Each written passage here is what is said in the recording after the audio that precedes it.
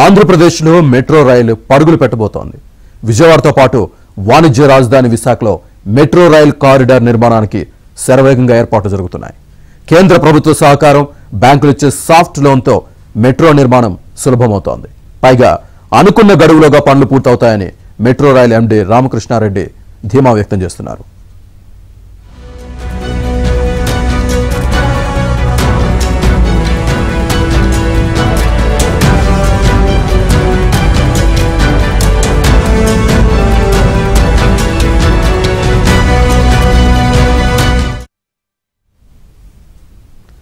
ఆంధ్రప్రదేశ్ రాజధాని అమరావతి సమీపంలోని విజయవాడ, రాష్ట్ర ఆర్థిక రాజధాని విశాఖ నగరాల్లో మెట్రో రైలు పట్టాలెక్కబోతోంది. విశాఖ మెట్రో రైలు ప్రాజెక్టుకు అమరావతి మెట్రో రైల్ కార్పొరేషన్ శుక్రవారం మధ్యాహ్నం టెండర్లను పిలిచింది. విజయవాడకు రాబోయే 4-5 రోజుల్లో టెండర్లు పిలిచేందుకు రంగం సిద్ధం చేస్తున్నారు. 3 సంవత్సరాల్లో ఈ ప్రాజెక్టును పూర్తి చేసేందుకు వీలుగా టెండర్ షెడ్యూల్లో కాల పరిమితి విధించారు.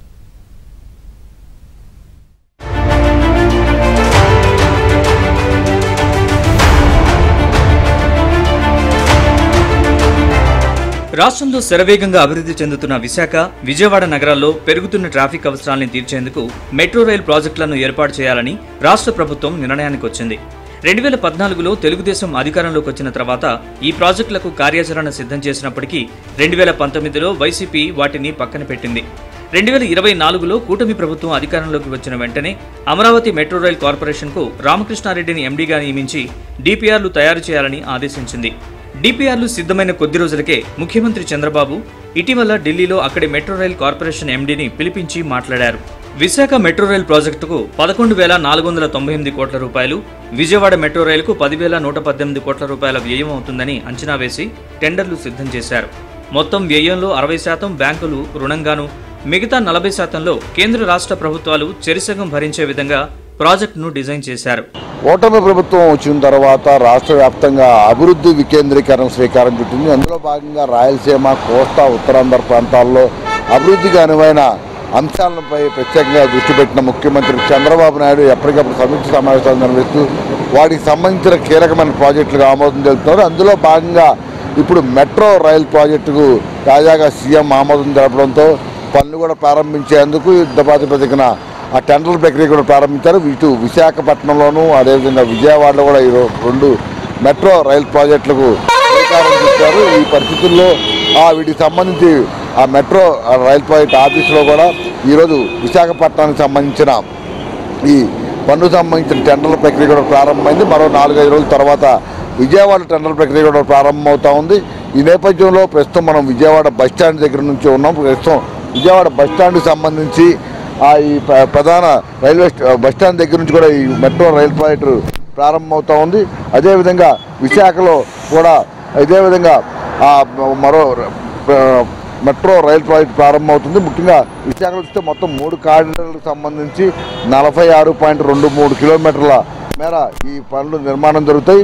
వీటికి సంబంధించి 11,498 కోట్ల రూపాయలతో ఈరోజు టెండర్లు కూడా పిలిచారు. విశాఖ స్టీల్ ప్లాంట్ దగ్గర నుంచి కొమ్మాయి జంక్షన్ వరకు 34 కిలోమీటర్ల మేర మొదటి కారిడారు నిర్మాణం జరుగుతుంది. అదేవిధంగా గురుద్వార నుంచి ఓల్డ్ పోస్ట్ ఆఫీస్ వరకు 5 కిలోమీటర్ల మేర 2వ కారిడారు నిర్మాణం జరుగుతుంది. అదేవిధంగా తాడిచెట్లపాలెం నుంచి వాల్తేరు వరకు 7 కిలోమీటర్ల మేర 3వ కారిడారు నిర్మాణం మొత్తం ఈ 3 ఏర్పాటు చేయాలని కూడా అధికారులు నిర్ణయించారు. ఇక విజయవాడ బస్టాండు బండిట్ నెహ్రూ బస్టాండ్ కేంద్రంగానే ఇక్కడ నుంచి కూడా మొత్తం 2 కారిడార్ల నిర్మాణం చేయాలని కూడా నిర్ణయించారు. ఒకటి ఇక్కడ నుంచి ప్రారంభమై నేరుగా బందర్ రోడ్డు అంటే బెంచ్ సర్కిల్ నుంచి అదేవిధంగా పెనలూరు వరకు కూడా 1 కారిడార్ నిర్మాణం జరుగుతుంది. మరోవైపు రెండోది ఇదే బస్టాండ్ దగ్గర నుంచి రైల్వే స్టేషన్ ఏలూరు రోడ్డు మీదుగా రావర్పాడు నుంచి గన్నవరం మీదుగా కూడా మరో కారిడారు నిర్మాణం చేయాలని కూడా శ్రీకారం చుట్టారు. విజయవాడ మెట్రో రైలు కూడా 10,118 కోట్ల రూపాయలతో రాబోయే 4-5 రోజుల్లో టెండర్లు పిలవనున్నారు. ఇందులో పండిట్ నెహ్రూ బస్ స్టేషన్ నుంచి బందర్ రోడ్డు మీదుగా ఏలూరు రోడ్, రామవరపాడు జంక్షన్ నుంచి గన్నవరం ఎయిర్పోర్టుకు, అక్కడి నుంచి గన్నవరం బస్టాండ్ నుంచి మొదటి కారిడార్ 20 కిలోమీటర్లు ఉంటుంది. పండిట్ నెహ్రూ బస్ స్టేషన్ నుంచి బందర్ రోడ్డు గుండా పెనమలూరు సెంటర్ వరకు 2వ కారిడార్ ఉంటుంది. మొత్తం 33 స్టేషన్లు ఉంటాయి. మొత్తం 91 ఎకరాలు కావాల్సి ఉండగా ఇందులో 70 ఎకరాలు ప్రభుత్వ భూములున్నాయి. గన్నవరంలో వెటర్నరీ కాలేజ్ వద్ద మెట్రో రైలు డిపోను నిర్మిస్తారు. ఇందులో భూసేకరణ కోసం 660 కోట్ల రూపాయలు అవసరమవుతాయని అంచనా వేశారు. ఈ ప్రాజెక్టుకు అయ్యే మొత్తంలో 60% బ్యాంకుల నుంచి సాఫ్ట్ లోన్, 40%లో కేంద్ర రాష్ట్ర ప్రభుత్వాలు చెరిసగం భరించాల్సి ఉంటుంది. రాష్ట్ర ప్రభుత్వ వాటాను ఏపీ సిఆర్డీఏ భరిస్తుంది. సిఆర్డీఏ చట్టంలోనే మెట్రో రైల్ ప్రాజెక్టు ఉండడంతో ఈ మొత్తాన్ని ఆ సంస్థ భరించాల్సి ఉంటుంది. విజయవాడ మెట్రోకు డిపిఆర్లో చిన్న సమస్యలుండటంతో వాటిని పూర్తి స్థాయిలో పరిష్కరించి రాబోయే 4-5 రోజుల్లో టెండర్లు పిలుస్తామని అమరావతి మెట్రో రైల్ కార్పొరేషన్ అధికారులు తెలిపారు.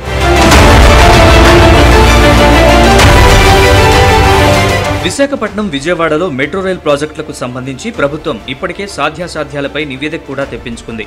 పెరుగుతున్న జనాభా అవసరాలకు తగ్గట్టుగా Vijayawada, Visakhapatnam metro rail project భవిష్యత్ అవసరాల దృష్ట్యా ఫీజిబిలిటీ ఉందని తేల్చారు. దీంతో ఈ 2 ప్రాజెక్టులకు కేబినెట్ ఆమోదం తెలపడంతో పాటు కేంద్ర ప్రభుత్వం కూడా తమ వాటా ఇచ్చేందుకు సిద్ధమైంది. మరోవైపు రాష్ట్ర ప్రభుత్వ అధికారులు అమరావతి మెట్రో రైల్ కార్పొరేషన్ ద్వారా అంతర్జాతీయ బ్యాంకులను సంప్రదించారు. వారు కూడా సాఫ్ట్ లోన్ ఇచ్చేందుకు సిద్ధమయ్యారు. ఈ ప్రాజెక్టుల్లో వర్కులు మొత్తం ఒకే కంపెనీకి ఇవ్వాలని ప్రభుత్వం నిర్ణయించింది. గతంలో మాదిరిగా ప్యాకేజీల వారీగా ఇస్తే మధ్యలో ఎవరైనా ముందుకు రాని పక్షంలో మొత్తం ప్రాజెక్ట్ ఇబ్బందుల్లో పడుతుందని ప్రభుత్వం నిర్ణయానికి వచ్చింది. ఒక్కరికే ఇస్తే అకౌంటబిలిటీ కూడా ఉంటుందని కన్సల్టెంట్లు సిఫార్సు చేశారు.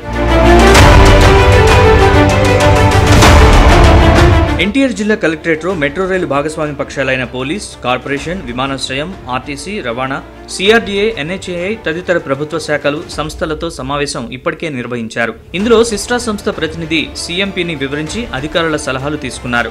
గతంలో సీఎంపీని తయారు చేసిన వైఎస్ఆర్సీపీ హయాంలో మెట్రోను పక్కన పెట్టడంతో మారిన అవసరాలు, పరిస్థితులతో తిరిగి రూపొందించారు. ఇప్పటికే మెట్రో రైల్ కార్పొరేషన్ 11,000 కోట్లతో కేంద్రానికి నివేదిక సమర్పించింది.